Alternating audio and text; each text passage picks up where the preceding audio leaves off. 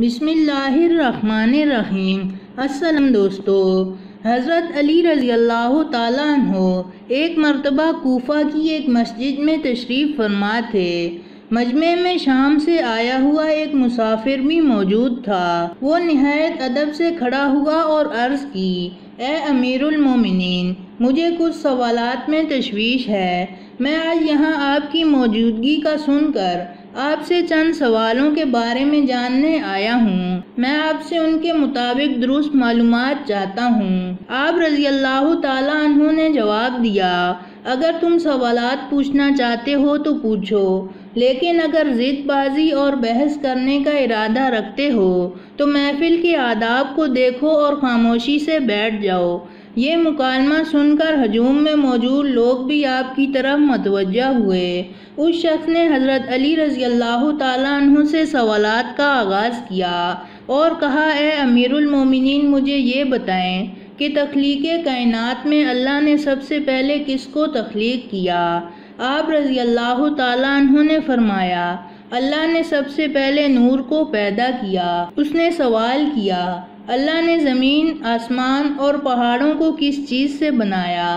آپ رضی اللہ تعالیٰ عنہ نے فرمایا، اللہ نے آسمانوں کو پانی کے بخارات سے، زمین کو پانی کی جھاگ اور پہاڑوں کو پانی کی موجوں سے بنایا۔ پھر اس نے سوال کیا کہ مکہ کو ام القرا کیوں کہا جاتا ہے؟ تو آپ نے فرمایا، ام القرا سے مراد ترتیب کی ماں ہے، کیونکہ زمین کی ہر چیز اس کے نیچے سے بچھائی گئی، اس لیے عرب کے شہر مکہ جہاں بیت اللہ شریف ہے اسے ام القرا کہا جاتا ہے۔ اس آدمی نے اگلا سوال کیا، زمین کے اوپر کے آسمان کو کس چیز سے پیدا کیا گیا؟ آپ نے جواب دیا، رکی ہوئی فوج سے۔ پھر اس نے عرض کیا، اے امیر المومنین، سورج اور چاند کا طول و عرض کتنا ہے؟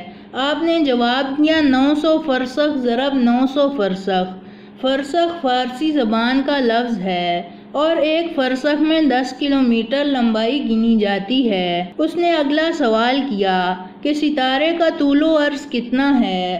آپ نے جواب دیا، 12 فرسخ ضرب 12 فرسخ۔ اس اجنبی نے نہایت ادب سے درخواست کی کہ اے امیر المومنین، جیسا کہ قرآن میں 7 آسمانوں کا ذکر آیا ہے، آپ ہمیں ان 7 آسمانوں کے نام اور ان کے رنگ بیان کر دیجئے۔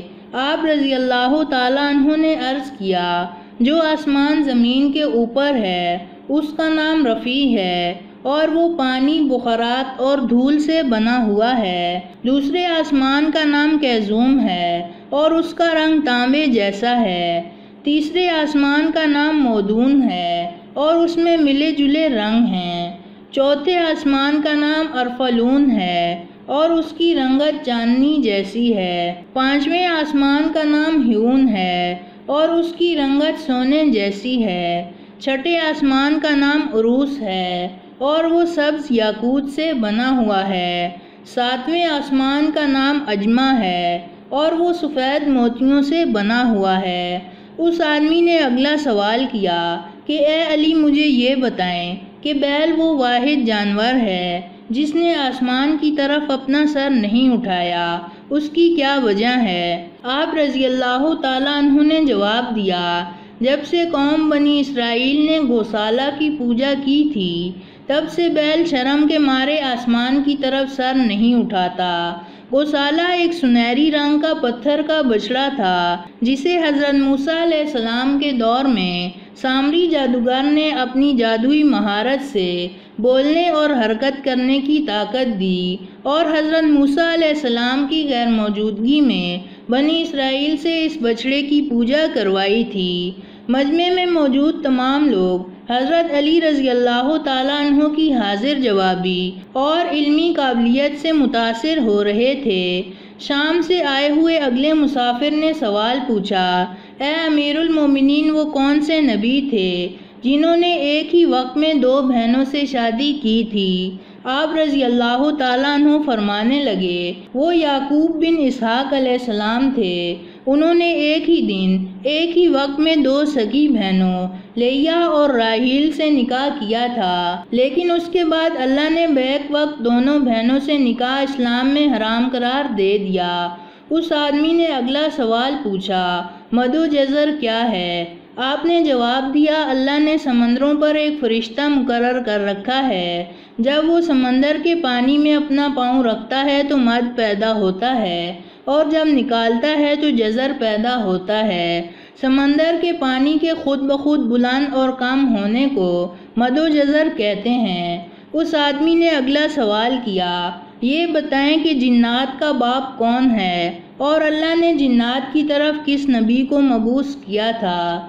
حضرت علی رضی اللہ تعالیٰ عنہ نے جواب دیا، جنات کے جد اعلیٰ کا نام شیمان ہے اور اسے اللہ نے آگ کے شعلے سے پیدا کیا تھا، اور اللہ نے جنات کی طرف ایک نبی کو مبعوث فرمایا تھا جن کا اسم گرامی یوسف تھا، جنہوں نے جنات کو اللہ پاک کی عبادت کی دعوت دی، لیکن انہوں نے اس نبی کو قتل کر دیا تھا۔ اس شخص نے دوبارہ دریافت کیا، ابلیس کا آسمانوں میں کیا نام تھا؟ حضرت علی رضی اللہ تعالیٰ عنہ نے جواب دیا، دیاہا۔ پھر اس نے پوچھا کہ حضرت آدم علیہ السلام کا نام آدم کیوں رکھا گیا اور انہوں نے کتنی عمر پائی؟ آپ رضی اللہ تعالیٰ عنہ نے فرمایا، کیونکہ وہ عدیم ارض یعنی نایاب زمین کی کھال سے بنائے گئے تھے، اسی لیے ان کا نام آدم رکھا گیا، اور انہوں نے 900 سال کی عمر پائی۔ اس نے سوال کیا، میراث میں مرد کے 2 جبکہ عورت کا ایک حصہ رکھا گیا ہے، لیکن اسلام تو مساوات کا حکم دیتا ہے۔ آپ رضی اللہ تعالیٰ عنہ فرمانے لگے، جنت میں حضرت حوا علیہ السلام نے جو خوشہ اٹھایا تھا اس پر گندم کے 3 دانے تھے، انہوں نے خود ایک رکھا اور آدم علیہ السلام کو 2 دیے، چونکہ وہ ہمارے جد امجد ہیں، اس لیے اس نسبت سے وراثت میں مرد کے 2 اور عورت کا ایک حصہ مقرر ہوا۔ اس نے پوچھا، کون سے نبی مخدوم پیدا ہوئے؟ آپ رضی اللہ تعالیٰ عنہ نے فرمایا، اللہ نے آدم علیہ السلام، ان کے بیٹے شیش علیہ السلام، حضرت ادریس علیہ السلام، سان بن نوح علیہ السلام، حضرت داؤد علیہ السلام، حضرت سلیمان علیہ السلام، حضرت لوط علیہ السلام، حضرت اسماعیل علیہ السلام، حضرت موسیٰ علیہ السلام، حضرت عیسیٰ علیہ السلام اور حضرت محمد صلی اللہ علیہ وآلہ وسلم کو مخدوم پیدا فرمایا۔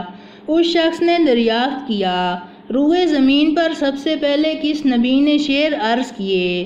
آپ رضی اللہ تعالیٰ عنہ نے جواب دیا، حضرت آدم علیہ السلام نے۔ جب حضرت آدم علیہ السلام زمین پر اتارے گئے اور انہوں نے ہر طرف زمین کی خاک اور وسعت ہوا کو دیکھا، اور پھر جب شیطان کے وسوسے کی وجہ سے قابیل نے حابیل کو قتل کیا تو آدم علیہ السلام نے شدید غم میں یہ اشعار پڑھے، جن کا ترجمہ یہ ہے، اور ان کے رہنے والے بدل گئے اور ان کا چہرہ خراب اور گرد آلود ہو چکا ہے، رنگ و ذائقہ رکھنے والی چیز بدل گئی اور سورج چہرے کی بشاشت مان پڑ گئی۔ میں اپنے طور و حیات کو باعث غم سمجھتا ہوں، اور کیا زندگی کے خاتمے کی وجہ سے مجھے چین مل سکے گا؟ میں آنسو آخر کیوں نہ بہاؤں؟ حابیل قبر میں دفن ہو چکا اور قابیل نے اپنے بھائی کو قتل کر دیا، غم و حسد سانولا سلونا بیٹا گم ہو گیا۔ یہ بات سن کر سب حاضرین خاموش ہو گئے۔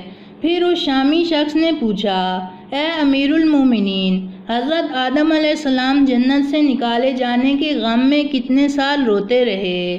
آپ رضی اللہ تعالیٰ عنہ نے فرمایا، آپ 100 سال تک روتے رہے۔ شامی شخص نے پھر سوال کیا، کفر کی ابتدا کب ہوئی اور پہلا کفر کس نے کیا تھا؟ آپ رضی اللہ تعالیٰ عنہ نے جواب دیا، کفر کی ابتدا ابلیس سے ہوئی اور وہی کائنات کا پہلا کافر ہے۔ پھر اس شخص نے آخری سوال کیا کہ حضرت نوح علیہ السلام کا اصل نام کیا تھا اور ان کی کشتی کا طول و عرض کتنا تھا؟ آپ رضی اللہ تعالیٰ عنہ نے جواب دیا، حضرت نوح علیہ السلام کا اصل نام سکن تھا، اور انہیں نوح علیہ السلام کہنے کا سبب یہ تھا کہ انہوں نے 950 سال تک قوم پر نوحہ کیا تھا، اور ان کی کشتی کا طول 800 ہاتھ اور عرض 500 ہاتھ اور سطح زمین سے اس کی بلندی 80 ہاتھ تھی۔ تو دوستو، یہ تھی ہماری آج کی ویڈیو۔